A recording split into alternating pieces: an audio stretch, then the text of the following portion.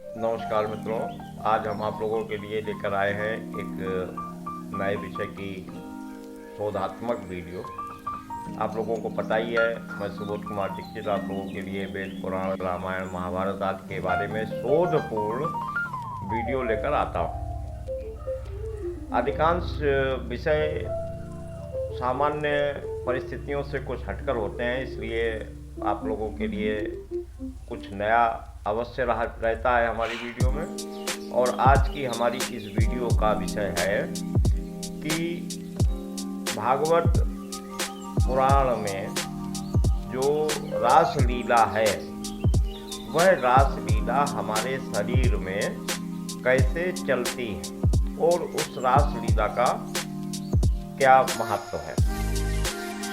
जैसा कि रासलीला के विषय में आप लोगों ने कथा में सुना ही होगा कि कृष्ण जी ने बांसुरी बजाई अर्धरात्रि में और सारी गोपियाँ अपना काम धाम जो भी कुछ कर रही थीं, वो जैसा भी था छोड़कर चल दी और कृष्ण जी के सम्मुख पहुंच गई। यानी कि कृष्ण जी ने संदेश भेजा अपनी बांसुरी के माध्यम से और उसके आधार पर ही वो जो कुछ भी काम कर रही थी वो उन्होंने छोड़कर आदेश का पालन किया। मुख्य मेरी दृष्टि में, जिस दृष्टि से मैं इस रासलीला का जो वर्णन भागवत पुराण में है, मैं जिस दृष्टि से उसको देख रहा हूँ, सबसे महत्वपूर्ण प्रसंग इतना ही है कि कृष्ण जी ने बांसुरी बजाई और सारी गोपिकाएं कृष्ण जी की बांसुरी को सुनते ही जिस अवस्था में भी थीं, उस अवस्था को त्याग कर कृष्ण जी के संदेश के अनुसार क्रियाशील हो गई। बहुत से लोग रासलीला को बहुत से दृष्टिकोणों से देखते हैं और समझने का प्रयास करते हैं, लेकिन संभवतः कोई भी असली बात पर पहुंच नहीं पाता।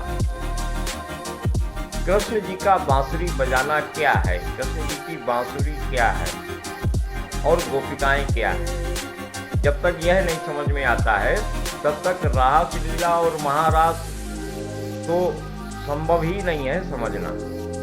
गोपिकाएं उसी प्रकार कृष्ण के जन्म से पूर्व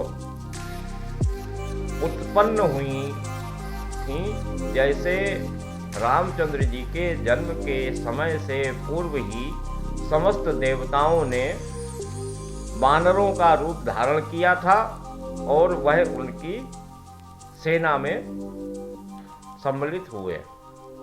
उसी प्रकार समस्त देवताओं ने कृष्ण के जन्म से पूर्व अपनी अपनी ऊर्जा से गोपिकाओं का निर्माण करके श्री कृष्ण जी के आसपास रहने का निर्देश दिया। और वो ब्रज में, अथवा यह कहा जाए, ब्रज शब्द का मतलब फिर कभी बताऊंगा आप लोगों को, अभी तो वृंदावन की बात हो रही है। वृंदावन, जैसे रामचंद्र जी को वनवास हुआ था तो जंगल में जब वो रावण को मारने के लिए आवश्यकता पड़ी तो वानरों का उन्होंने साथ लिया। इसी प्रकार कृष्ण जी को भी वनवास हुआ और वह मथुरा से वृंदावन, वनवास एक तरीके का वो वनवास ही था। वृंदावन वन में निवास करना, तो वन में निवास करना तो वनवास हो गया ना। तो रामचंद्र जी का भी वनवास था और कृष्ण जी का भी वनवास था। ये सब जो विष्णु जी के अवतार हैं, यह वनों में ही निवास करके अपना कार्य करते हैं। मुख्य बात यह है। तो कृष्ण जी ने बंसी बजाई। आज के लौट के आते हैं मुख्य विषय पर कि कृष्ण जी ने बंसी बजाई और सारी गोपिकाएं उनके आदेश पर दौड़ी दौड़ी चली आई। और वहाँ बाद में उन्होंने, कृष्ण जी ने जैसे उनको नाच नचाया, सबके साथ संपर्क करके एक एक के साथ में भी वह थे और सबके साथ में भी वह थे, तो ये सब लीला उन्होंने की। ये सब यथार्थ है, ऐसा ही हुआ है और ऐसा ही हुआ था नहीं, ऐसा ही हो रहा है। अब केवल आप लोग कल्पना कीजिए कि हमारे शरीर में यदि बंसी की जगह हम लोग हार्मोन या हारमोनियम को जोड़ दें तो हमारा सारे शरीर के सारे अंग उस हार्मोन्स के अनुसार, हार्मोन्स जैसे ही रिलीज करते हैं कृष्ण जी, तो जिस अंग के लिए जो निर्देश होता है वह अंग उसी प्रकार तुरंत क्रियान्वित हो जाता है। कृष्ण जी के आदेश या बंसी या हार्मोन की रिलीज किए बगैर कोई भी अंग क्रियान्वित नहीं होता। तो महारास शब्द का मतलब तो ये हो गया कि जो अदृश्य रूप से क्रियान्वित हो रहा है वह महारास हुआ। मैं अब इस शब्द पर विद्वान लोग हमसे सहमत नहीं होंगे कि महा शब्द का अर्थ जो होता है वो अदृश्य होता है। अदृश्य रूप से क्रियान्वित होने वाली क्रियाओं को महारास या महादृश्य या महाक्रिया कहते हैं। लेकिन फिर भी तथ्यात्मक रूप से कृष्ण जी हमारे शरीर में हैं, ये सभी लोग मानते ही हैं कि भगवान का निवास हमारे हृदय में है। अब हृदय कहाँ है ये एक अलग बात है। हृदय किसी भी अंग को जो भी साधन चला रहा है वो कृष्ण जी ही हैं, और कृष्ण जी समस्त अपने अंगों को एक रूपता प्रदान करने के लिए, हमारे पूरे शरीर को तारतम्यता प्रदान करने के लिए समय समय पर बंसियां बजाते रहते हैं, बंसी बजाते रहते हैं। और उस बंसी को हमारे वर्तमान विज्ञान ने, देखिए वर्तमान विज्ञान है, उसकी जो समझ में आया उसने किया, लेकिन वो भी ज़्यादा दूर नहीं जा पाए, रहे म्यूजिक पे ही। उधर कृष्ण जी बंसी बजा रहे हैं और इधर हमारे आधुनिक वैज्ञानिकों ने हारमोनियम बजाया है, तो क्रिया तो वही है लगभग।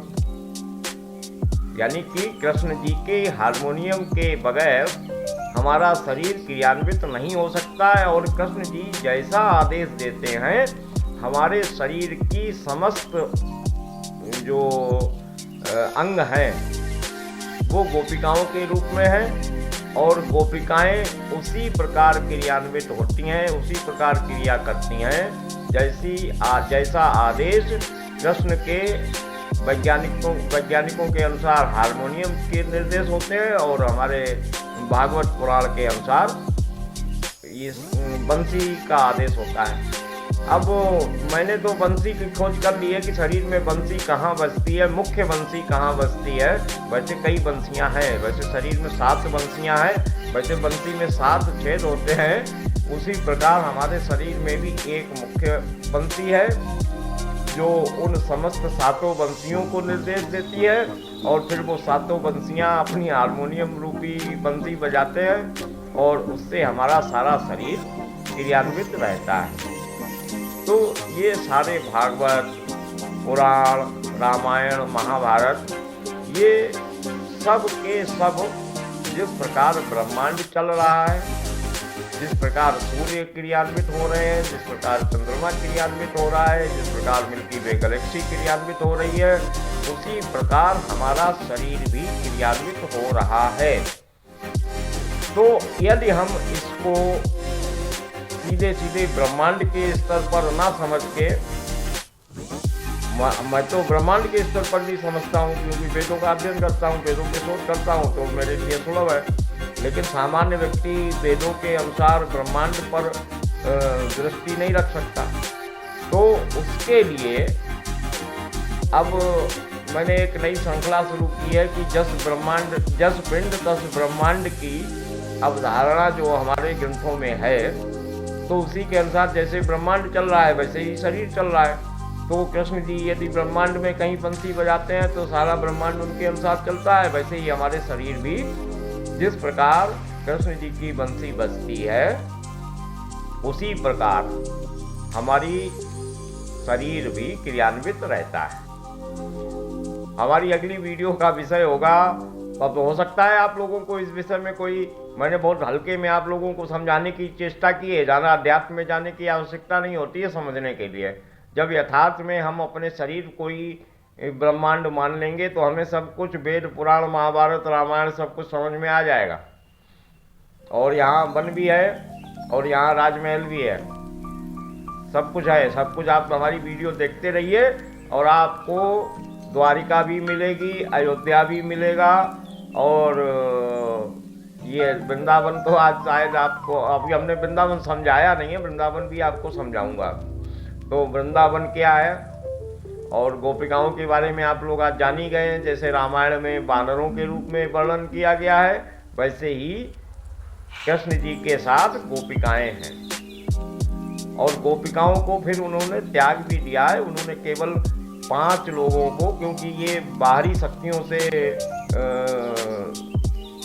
विवाद नहीं करना था कृष्ण को, क्योंकि वो चंद्रवंशी थे। सूर्यवंशी लोग बाहर के समस्याओं से निपटारा करवाते हैं, समाधान करते हैं, और चंद्रवंशी जो है वो अंदरूनी समस्याओं से हमें समाधान करते हैं।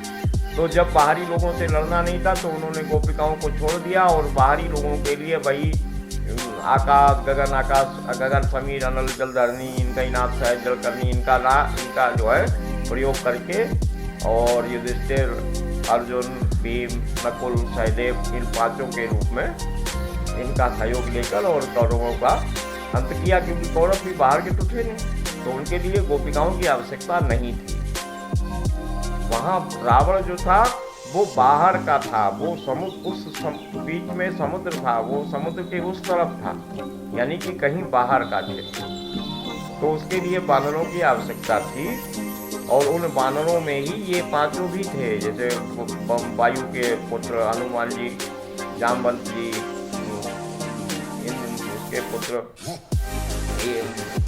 यम के, और आकाश के, और इसी प्रकार नल, नील, त्रिविध, महेंद्र, ये सब पृथ्वी के लोग थे। मतलब पृथ्वी का प्रतिनिधित्व कर रहे थे देव रूप में, जैसे जल, पावक, गगन, समीरा, ये 5। इन्हीं लोगों को अब तुलसीदास जी ने तो बहुत थोड़े शब्दों में लिख दिया कि गगन समीर अनल जल धरनी, इनका ही नाथ सहज जल करनी। और उसके बाद में इन्होंने तुलसीदास जी ने, चूँकि रामायण और महाभारत में दोनों में इन 5 लोगों का सहयोग लेकर ही लोगों को मरवाया, और मरवाने के बाद इन लोगों को मारने का पाप नहीं लगता है, क्योंकि उनको अधिकार है मारने का, इसलिए लिख दिया। नाम तो उन्होंने बदल दिए, आकाश का कर दिया ढोल गवार शूद्र पशुनारी, सकल तारना के अधिकारी।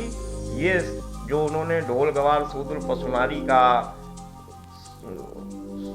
साध्य लिया है, वो गगन समीर अनल जलधरनी के लिए है। इसका नारी से और शूद्र से इसका व्यक्तिगत कोई संपर्क नहीं है, हालांकि संबंधित हैं, लेकिन नारी को या शूद्र को इससे व्यक्तिगत रूप से अपने साथ नहीं जोड़ना चाहिए। तो अगली हमारी वीडियो का विषय होगा कि अब रहस्यपूर्ण तो हो गई, आप इसको रहस्य ही रहने दीजिए, और आप हमारी अगली वीडियो देखने के लिए हमारे चैनल को सब्सक्राइब कर लीजिए, और निश्चित रूप से आपको कुछ ना कुछ नया मिलता रहेगा। जय हिंद, जय भारत, जय सनातन धर्म।